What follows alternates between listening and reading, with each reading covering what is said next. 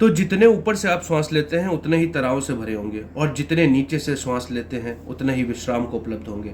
और अगर तानदेन से श्वास चलती हो तो आपके जीवन में तनाव बिल्कुल नहीं होगा। बच्चे के जीवन में तनाव ना होने का जो व्यवस्थागत कारण है वो तानदेन से श्वास लेने का चलना है। लेकिन कुछ कारण है जिनकी वजह से हम लोगों को शिक्षा देते हैं कि पेट में श्वास मत लेना।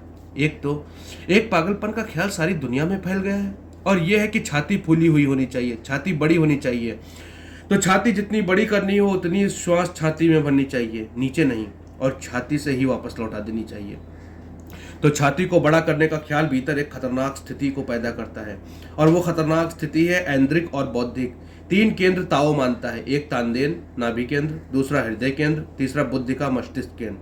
नाभि केंद्र अस्तित्व का सबसे गहरा केंद्र है, फिर उसके बाद उससे कम गहरा केंद्र हृदय का है, और सबसे कम गहरा केंद्र बुद्धि का है।